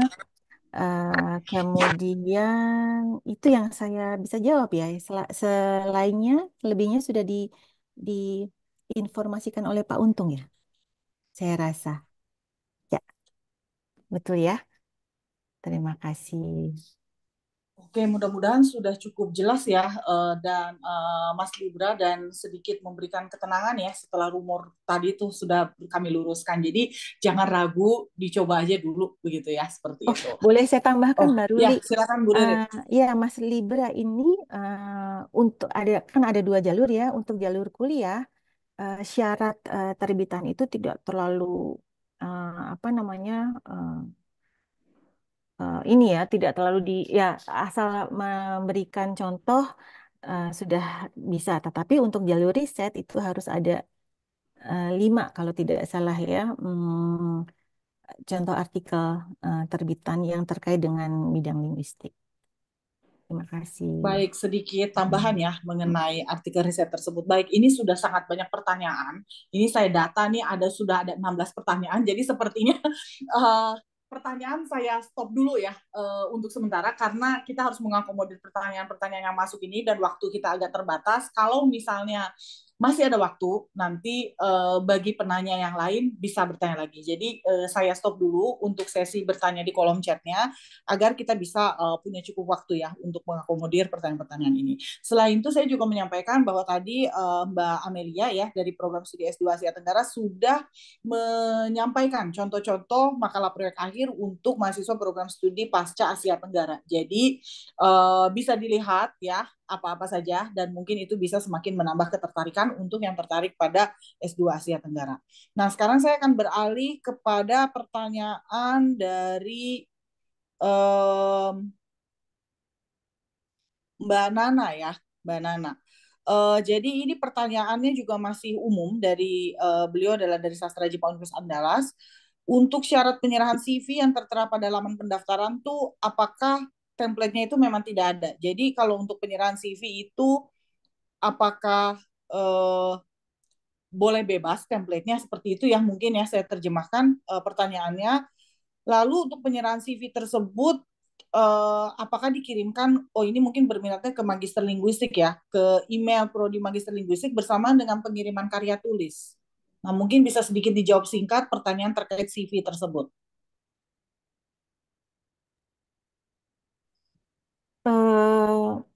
Saya, maaf Mbak Ruli, saya sebetulnya tidak tahu ya apakah ya di situ sudah disediakan Google Drive begitu ya untuk Ini untuk jalur riset itu. mungkin ya. Untuk jalur riset ya. Kalau Bagaimana Pak Untung? ya, jadi untuk jalur riset memang nanti akan ada wawancara yang berlandaskan CV. Ya, tetapi ini nanti akan diundang ya saudara-saudara ya, akan diundang pada waktunya nanti kalau saudara-saudara dinyatakan skor TPA dan bahasa Inggrisnya sudah memadai ya untuk pengundangan ke tahap berikutnya yaitu wawancara dengan menggunakan CV khususnya pada jalur riset dan S2 S3 ya. Nah, nanti wawancara itu bisa dilakukan secara online atau secara offline. Nanti itu ditentukan oleh kaprodi masing-masing gitu ya. Nah, itu jadi nanti akan ada telepon ya pada teman-teman yang nanti khususnya untuk jalur riset yang akan menempuh wawancara ya kalau nanti skor pada TPA. Nah, ini juga tadi ada yang bertanya kalau tidak salah ya apakah untuk S2 itu TPA dan bahasa Inggris yang menjadi landasan seleksi. Ya betul pada jalur kuliah dan riset betul ya jadi TPA dan skor tidak ada wawancara. Tetapi pada ya, jalur riset itu akan ada wawancara. Kenapa? Karena para kaprodi ini harus melihat bahwa teman-teman itu mempunyai portofolio yang berupa publikasi gitu ya, publikasi dan nanti akan juga dimintakan lampiran sampelnya. Ya, tentu tautan itu nanti akan diberikan pada saat pengundangan, diinformasikan pada saat pengundangan. Begitu teman-teman, Bu Roli, Bu Ririt. Terima kasih. Baik, terima kasih. Lalu kita lanjut ya ke pertanyaan berikut. Ini pertanyaan dari Mbak Anissa. Nah, ini juga untuk linguistik nih. Lalu ada pertanyaan yang kedua, ini umum ya, untuk tidak harus yang untuk linguistik. Jadi Mbak Anissa ini tertarik untuk mengambil S3 linguistik dan profesinya Mbak Anissa ini adalah sebagai pemeriksa merek gitu. Jadi ingin melakukan riset mengenai penerapan kaidah linguistik dalam pemeriksaan substantif merek begitu ya, seperti persamaan bunyi, juga makna seperti itu. Jadi seringkali beliau menemukan bahwa di luar negeri itu kasus-kasus sengketa merek itu dipelajari di dalam linguistik forensik. Nah, pertanyaannya apakah konsentrasi yang bisa saya ambil kalau mau mengadakan penelitian seperti itu? Satu. Lalu pertanyaan selanjutnya, yang dapat memberikan surat rekomendasi itu siapa? Apakah dosen, atasan, atau expert? Nah, ini pertanyaan sangat teknis ya. Silakan. Mungkin dari yang pemberian surat rekomendasi itu dulu kali ya. Mungkin ini ditanyakan dulu kepada Pak Untung. Silakan. Iya, intinya teman-teman lihat di penerimaan mahasiswa baru ya. Kalau akan juga ada forumnya, ya, forum rekomendasi. Nah, rekomendasi bisa satu orang, bisa dua orang. Jadi dalam hal dua orang, maka yang tentu yang apapun prinsip pemberian rekomendasi itu adalah orang yang paling dekat, yang paling tahu dengan kita. Ya, jadi misalnya apakah itu pembimbing skripsi ketika di S1 begitu ya, atau Kaprodi kalau memang Kaprodi itu tahu siapa mahasiswa atau Anda gitu ya. Jadi itu yang menjadi apa rekomendasi ya, rekomendasi. Jadi tolong dilihat di penerimaan mahasiswa baru karena yang menentukan rekomendasi itu adalah penerimaan mahasiswa baru pusat terpusat gitu ya. Kalau nanti diperlukan dari atasan ya tolong dipenuhi saja ya, tolong dipenuhi saja. Kalau tidak ada atasan ya ya mungkin bisa diganti, saran saya bisa diganti dengan rekomendasi yang lain juga dari orang yang tahu siapa kita. Begitu ya. Mungkin ada yang lulusan baru yang belum pernah bekerja kan tidak punya atasan begitu ya. Jadi tidak perlu mengada-ngada ya. Saya kira itu ya, Bu Roli. Baik. Baik, terima kasih Pak Untung. Mungkin tadi sedikit pertanyaan dari Mbak Anissa terkait riset itu bisa ditanggapi sedikit saja oleh Ibu Ririt. Baik, Mbak, itu bisa mungkin nanti masuk ke peminatan bahasa dan kebudayaan. Dan kebetulan kami juga ada mata kuliah pilihan linguistik forensik yang juga diampu oleh Pak Untung di sini ya, Pak Wakil Dekan. Itu bisa nanti dipilih di semester kedua untuk meneliti hal tersebut ya. Jadi ada mata kuliah pilihan linguistik forensik. Tapi mungkin untuk peminatannya Mbak bisa mengambil peminatan bahasa dan kebudayaan. Baik, saya rasa sudah cukup jelas ya. Sekarang ada dua pertanyaan lagi. Yang pertama adalah kepada Kaprodi Filsafat, lalu yang kedua kepada Kaprodi Ilmu Perpustakaan. Saya mulai dulu dari yang Filsafat ya. Jadi Mas Dudi ini berminat untuk mengambil S3 di Prodi Filsafat, tapi latar belakangnya ini bukan filsafat. Nah, yang beliau tanyakan tuh proses matrikulasinya. Nah, silakan mungkin itu dulu jawab. Nah, ini mungkin juga untuk teman-teman dari prodi-prodi yang lain juga ya, bukan hanya filsafat. Kalau tidak sesuai dengan bidang keilmuannya, lalu mau matrikulasi itu prosesnya bagaimana? Terima kasih Mbak Ruli. Iya, untuk S3 yang bukan berlatar belakang filsafat memang diharapkan gitu ya setelah kita ujian wawancara itu para penguji melihat kemampuan dasar filsafatnya. Andaikan dirasa itu kurang, maka masuk ke matrikulasi. Matrikulasi itu diberikan di program pasca sarjana S2. Jadi ada 9 sampai 12 SKS gitu kan yang harus diambil oleh mereka yang tidak punya latar belakang filsafat. Tujuannya untuk membantu supaya riset filsafat di S3-nya itu sudah kuat dasar-dasar filosofisnya. Tapi itu sedikit mata kuliah itu gitu ya. Jadi hanya satu semester itu bisa dilakukan. 9 SKS itu ada 3 mata kuliah sampai 4 mata kuliah diambil berdasarkan minat risetnya saja nanti. Jadi kalau minat risetnya ke misalnya ke hukum atau ke politik atau ekonomi atau apa ya ambil mata kuliah yang berhubungan dengan riset studinya di S2. Saya kira itu ya. Jadi satu semester itu bisa diambil, kemudian di semester keduanya sudah bisa menjadi mahasiswa S3 yang murni ya. Eh, Walaupun sudah di semester 2 kalau merasa apa namanya masih kurang kuat apa namanya dasar-dasar filsafatnya itu bisa sit in ya kalau di kita itu bisa izin ke dosen bisa duduk kuliah di kelas gitu kan dan itu sangat diterima gitu ya. Di seluruh mata kuliah yang ada di S2 itu bisa sit in aja gitu sesuai dengan minat riset tugas akhirnya atau disertasinya. Saya kira itu Mbak Roli. Baik, Maaf, terima kasih. Oh ya, ada ini saya tambahan dari Pak masih Untung, handle nih Mas silakan. Dudi. Mas Dudi Ya, kolega saya nih Pak Dudi nih. Halo Pak Dudi, terima kasih ikut sosialisasi dari ITB beliau. Wah, Hmm. mudah-mudahan bisa masuk filsafat nanti. Terima Iya, kasih, insya Allah Pak. biar nggak tegang. Oke, terima kasih Pak Dudi. Kami tunggu ya kehadiran Bapak nih di FIB. Oke, Terima Eh, kasih, sama terima sore kasih. Pak Dudi. Kami tunggu juga dari filsafat Pak Dudi. nah, Ya. ya Baik, terima semua kasih menunggu Bapak nih. Ibu sekalian. Terima kasih banyak. Baik, Bapak Ibu Kaprodi, ini mungkin masih banyak pertanyaan. Jadi ke Bapak Ibu Kaprodi juga bisa sambil mengecek ya pertanyaan-pertanyaannya, dan jika misalnya bisa jawab secara tertulis juga bisa dijawab juga. Jadi kita juga bisa sedikit menghemat waktu sambil saya akan tetap membacakan pertanyaan, terutama yang pertanyaan-pertanyaan di akhir-akhir begitu ya, karena khawatir tidak terakomodir karena masalah waktu. Saya beralih ke Mbak Ida Ayu Laksmita ya. Nah ini sekarang Mbak Ida Ayu itu adalah teman saya ya. Tadi temannya Pak Untung, sekarang teman saya. Iya Mbak, biasanya dipanggil Mita nih. Oke, pertanyaan dari Mita ini kepada Mas Prabu ya. Mas Prabu, um, beliau adalah dosen di Prodi Jepang Udayana, tapi juga kepala perpustakaan di Universitas Udayana, dan tertarik pada S2 by Research. Ya, beberapa waktu yang lalu Mbak Mita pernah nanya ke saya juga, dan saya juga bertanya juga kepada Mas Prabu. Tapi S1-nya tuh sastra Jepang dari FIB UI ini. Sedang S2 dan S3-nya juga adalah linguistik gitu ya, seperti itu. Jadi mungkin nggak nih dengan bidang keilmuan yang sebetulnya berbeda, lalu mendaftar S2 by Research karena tidak linear.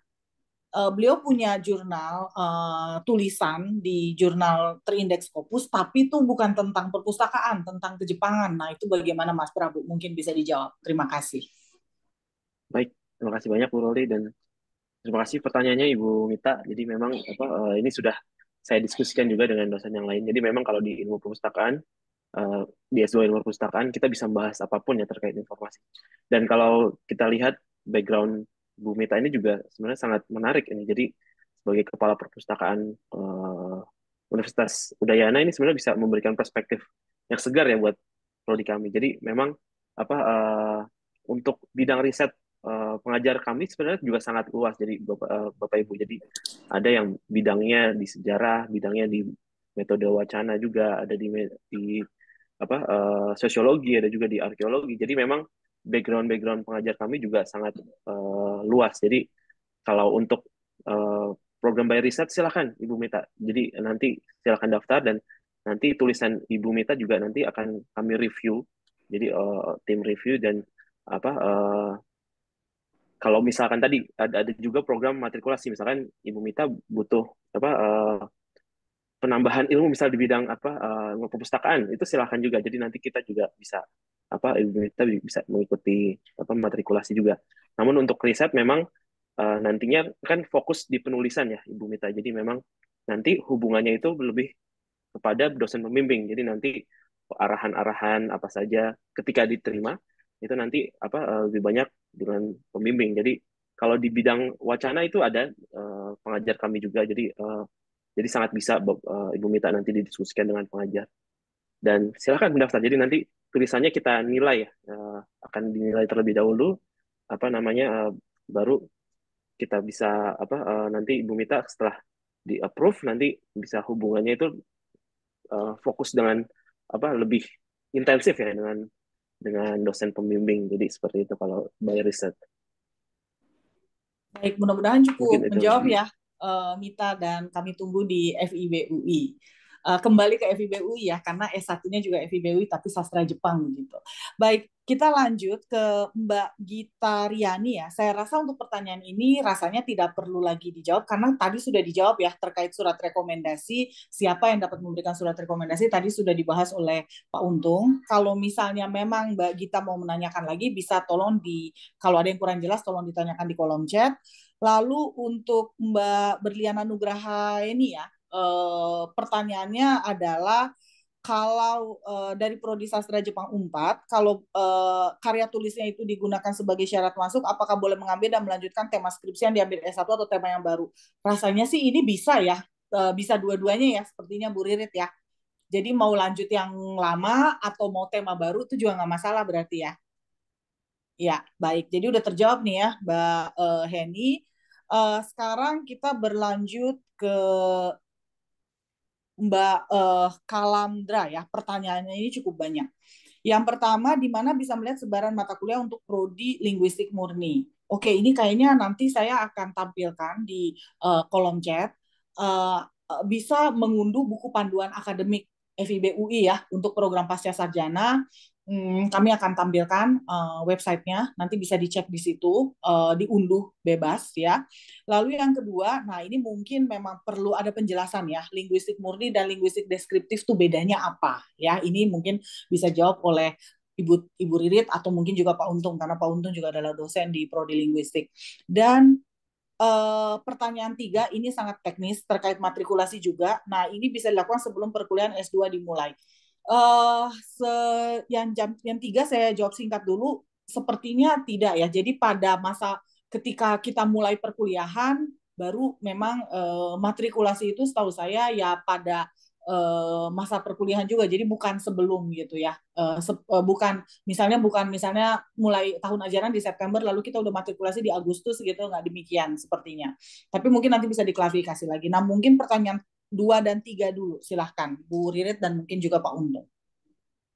Baik, sebetulnya linguistik deskriptif dan linguistik sama ya, murni sama ya Pak Untung ya. Ya, jadi kita ya di linguistik deskriptif itu yang ditekankan adalah keilmuan linguistik yang spesifik linguistik begitu ya, seperti semantik, fonologi, sintaksis, morfologi begitu ya.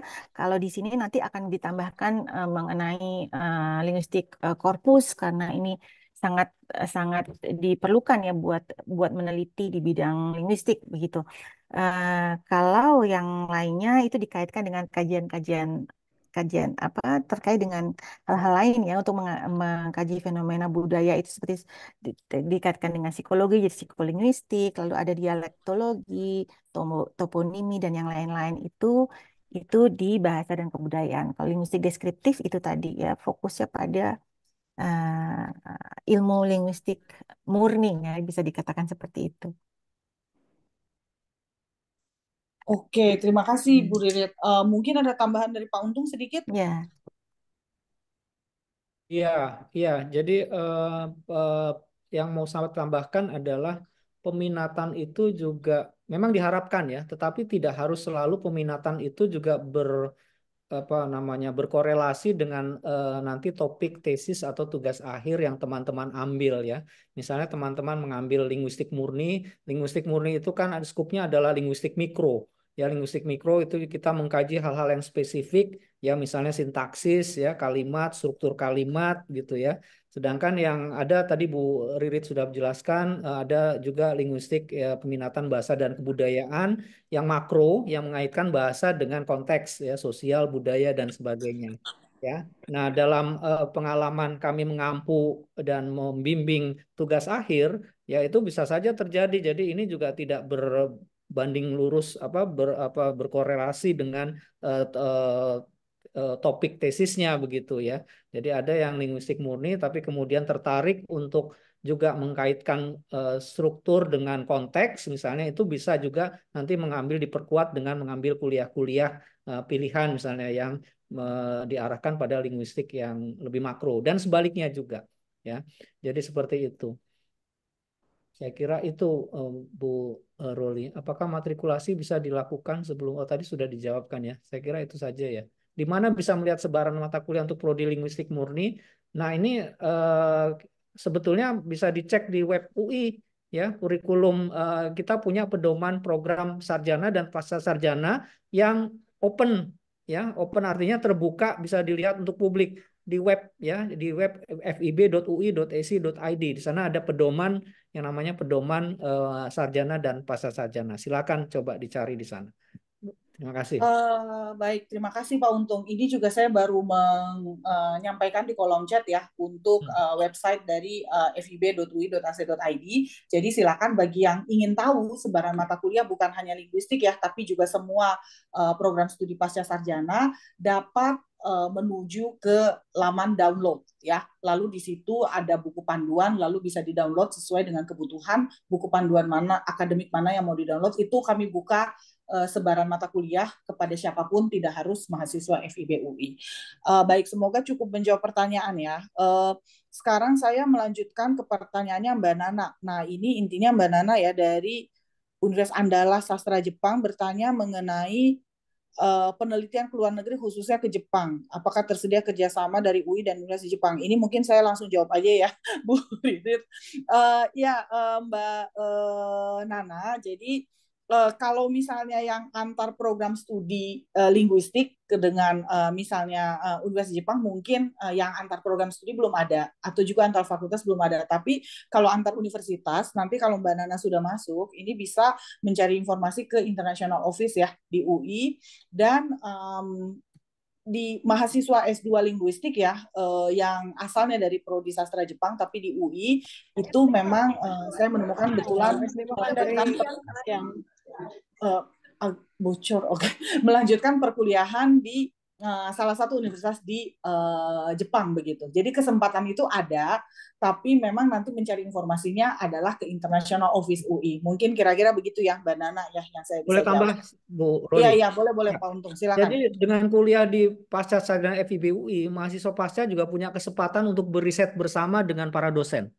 Ya, jadi kita punya skema hibah riset ya baik di UI maupun di Kemdikbudristek yang bisa bersama-sama nanti diampu oleh dosen pembimbingnya dan tentu saja hibah yang diperoleh itu bisa digunakan misalnya oleh mahasiswa apalagi yang di bawah nama hibah bagi mahasiswa program pasca sarjana ya itu dimanfaatkan untuk misalnya kunjung ya menyajikan paper di seminar-seminar di luar negeri sambil berjejaring di sana. Saya kira itu Bu Roli. Terima kasih. Baik, terima kasih Pak Untung. Jadi ada kesempatannya begitu ya. Meskipun mungkin tidak 100%, tapi ada kesempatan seperti yang bisa diraih seperti itu. Baik, kita lanjut dari pertanyaan dari Mbak Yorika ya. Nah, ini pertanyaannya kepada Mas Prabu. Apakah ada subjek spesifik mengenai karya tulis yang menjadi syarat masuk, Pak? Sepertinya nggak ada ya. Gimana nih, Mas Prabu? Iya, betul, tidak ada Bu Roli. Jadi memang nanti kita lebih menilai kemampuan menulisan sebenarnya. Jadi kita tes, bukan kita tes ya, maksudnya kita akan nilai bersama-sama. Jadi mengenai kemampuan menulis. Ini untuk program riset ya Bu Roli ya. Jadi kami akan lebih. Tidak disebut sih. Mungkin Mbak Yorika bisa menuliskan ya di kolom chat ini untuk program apa begitu. Ya, tapi anggaplah Baik. misalnya ini program riset. Iya, kalau biasanya Ya. kalau program riset kita akan menilai secara bersama. Jadi kualitas tulisan Bapak Ibu ya. Jadi apakah memang benar-benar sudah kan kalau di program riset itu biasanya lebih mandiri ya. Jadi maksudnya diharapkan lebih mandiri. Namun juga nanti akan banyak melakukan pembimbingan melakukan koordinasi dengan pembimbing sebetulnya. Jadi memang yang lebih dinilai itu kemampuan penulisannya. Jadi tidak ada spesifik subjek apapun nanti bahkan kita juga bisa diskusikan ya nanti dengan kira-kira dosen mana yang cocok untuk membimbing Bapak Ibu lebih seperti itu. Baik, terima kasih Mas Prabu untuk jawabannya. Saya rasa sudah cukup jelas ya. Dan sekarang kita beralih ke pertanyaan dari Mbak Andi Cahyuni. Ini ya pertanyaan untuk Bu Ririt. Dia berminat untuk mendaftar ke peminatan pengajaran bahasa. Nah, karya ilmiahnya tuh harus bertema pengajaran bahasa nggak? Atau boleh mengirimkan karya ilmiah dari linguistik murni gitu? Saya rasa kalau di jalur kuliah tidak apa-apa, Mbak Andi, ya, tidak apa-apa, silahkan saja. Terima kasih. Boleh. Oke. Ya. Baik, jadi tidak apa-apa begitu ya. Baik. Selanjutnya, nah ini dari Mas Tefur ya. Pertanyaannya, kalau saya sudah punya sertifikat TKDA dan sertifikat TOEFL, ITP, apakah tetap harus mengikuti TPA dan bahasa Inggris saat mengikuti seleksi masuk? Ini sih tetap harus ya. Benar ya Pak Untung ya? Meskipun sudah punya 10 sertifikat pun betul, tetap harus. karena itu syarat ya. Tapi itu akan menjadi pertimbangan. Ya pertimbangan. Tadi kan ada yang menanyakan kok susah masuk UI, enggak ya? Karena misalnya Anda punya TPA, ya siapa tahu Anda nervous dalam ujian sehingga bahasa Inggris Anda nilainya jatuh, maka TPA itu yang akan menjadi pertimbangan bagi kami semua di sini para reviewer Kaprodi untuk menilai bahwa sebetulnya Anda punya kemampuan bahasa Inggris yang baik, misalnya kalau TPA bahasa Inggrisnya TOEFL-nya itu baik, seperti itu. Demikian juga TPA juga begitu. Ya, jadi kalau punya TKD unggahlah ya, punya punya TOEFL unggahlah begitu ya, karena itu bisa menjadi pertimbangan gitu. Terima kasih Bu. Jadi tetap harus ikut, tapi itu bisa menjadi pertimbangan begitu ya, bahan pertimbangan dari TOEFL yang mungkin sudah diperoleh sebelumnya.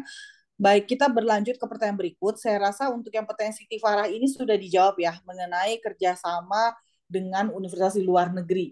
Ya, tadi sudah sempat kami jelaskan juga. Mungkin kalau masih kurang jelas dari jawaban yang tadi sudah kami sampaikan, bisa ditulis di chat box ya.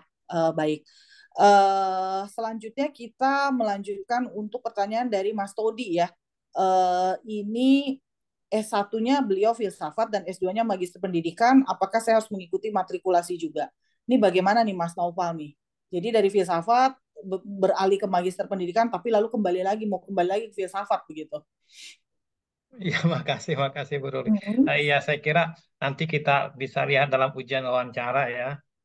Kemungkinan besar sih nggak perlu matrikulasi lah kalau sudah dari S1 filsafat. Tapi nanti kita tetapkan dalam wawancara. Iya, Dalam jadi wawancara kan kita akan melihat ya kemampuan dasar filsafatnya. Kalau sudah cukup ya nggak perlu saya kira matrikulasi. ya, jadi nanti ditentukannya itu nanti di wawancara ya, Mas Todi. Jadi ikut daftar dulu berarti simaknya untuk mengetahui ya. Baik, kita lanjut. Oh ini tadi Mbak Gita Riani ya, ternyata masih ingin mendapatkan jawaban dari kalau dosen yang memberikan rekomendasi itu sudah pensiun dari jabatannya. Kalau pensiun dari jabatannya, saya khawatir mempengaruhi kelulusan nantinya. Ini Tidak masalah. bagaimana ya? Tidak masalah ya Pak Untung? Sekali, tidak masalah. Silakan. Yang penting orang yang memberikan rekomendasi adalah orang yang paling tahu siapa kita. Ya, jadi pensiun itu tidak ada masalah sama sekali. Jabatan tidak ada ya, tapi yang jelas adalah bahwa dia bisa saja kan dituliskan bahwa bahkan pernah menjadi dosen linguistik di mana juga tidak ada masalah sama sekali ya. Yang sepanjang di dalam rekomendasi itu disampaikan kan cerita, rekomendasi itu kan cerita. Misalnya saya memberikan rekomendasi kepada mantan bimbingan saya pernah mengajar yang bersangkutan di kuliah apa yang saya ampu ya. Jadi jabatan itu tidak menjadi patokan utama kekuatan sebuah rekomendasi gitu. Yang penting adalah penilaian dari si orang itu terhadap Anda seperti itu. Gitu Bu Roli. Baik. Ya, baik. Jadi nggak apa-apa ya Mbak Gita ya, jangan khawatir begitu. Nah, ini pertanyaan terakhir ya sepertinya dari Mbak Siti Farah.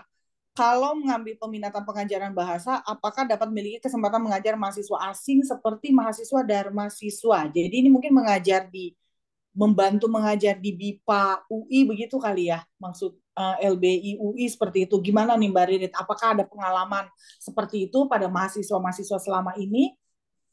Ya, baik. Terima kasih Mbak Ruli. Kita ini kan berbasis riset ya Mbak. Jadi mungkin jika Mbak Siti Farah tadi ya akan mengambil Ya. riset di bidang pengajaran bahasa di BIPA begitu, mungkin nanti akan ada ada kesempatannya tentunya dengan disepakati oleh pembimbing bagaimana apakah observasi kelas atau seperti apa tergantung lagi dengan topik Mbak Siti Farah begitu ya. Jadi itu bisa saja karena ada juga penelitian terkait dengan pengajaran bahasa Indonesia untuk penutur asing begitu. Jadi tidak ya jadi ya bukannya nanti kita memberikan kesempatan karena ini kan masa studi terbatas ya Mbak, 3 semester sampai 4 semester. Jadi seperti itu sih terkait dengan bidang risetnya sebetulnya ya nanti. Boleh saya tambahkan, mohon Ya, izin. silakan Ya, Pak silakan. Untung. Sudah banyak topik penelitian tentang BIPA ya, dan Ya, datanya itu diambil dari kelas ya, misalnya ya, dengan menggunakan metode tindakan ya dalam kelas gitu ya. ya, Ya, datanya pun diambil dalam kelas, dan nanti saudara bisa saja mempunyai kesempatan untuk masuk ke dalam kelas itu menyaksikan ya. bagaimana guru di BIPA itu atau dosen BIPA itu mengajar. Siapa tahu nanti juga Anda beruntung gitu ya. Anda bisa nanti bekerja ya selulus Anda dari S2 atau S3 di BIPA. Saya kira itu ya Bu, dan sudah Ya, ada itu ya. Terima ya. kasih. Baik, terima kasih Pak Untung ya untuk penambahan jawabannya. Saya rasa pertanyaan semua ya dengan waktu yang cukup singkat ini sudah terjawab semua. Dari Mas Todi juga sudah dijawab ya untuk yang apakah mengikuti matrikulasi nanti ditentukan ketika wawancara begitu. Lalu kami juga menyampaikan kembali untuk peserta ataupun dosen yang belum mengabsen, belum mengisi daftar hadir, mohon diisi daftar hadirnya. Lalu di chatbox juga saya sudah memberikan tautan untuk mengunggah buku pedoman ya, buku pedoman yang tautan lebih lengkap begitu. Jadi kalau Bapak Ibu klik itu nanti akan langsung masuknya itu bukan ke laman depan fib.ui.ac.id tapi langsung ke bagian buku pedomannya. Nah, itu tinggal diunduh aja, tinggal dicek mana yang pasca sarjana sampai yang tahun ajaran terbaru 2023-2024 itu sudah ada. Jadi kami sarankan Bapak Ibu mengunduh yang terbaru ya 2023-2024 untuk bisa mengetahui lebih jelas mengenai sebaran kuliah begitu. Dan sekali lagi kami menginformasikan untuk ujian SIMAK, untuk jadwal SIMAK ini masih dibuka ya dari tanggal kemarin 28 Februari sampai nanti tanggal 20 Maret. Lalu untuk ujiannya sendiri ini kita akan ujian di 24 Maret dan secara daring dan hasilnya itu akan keluar di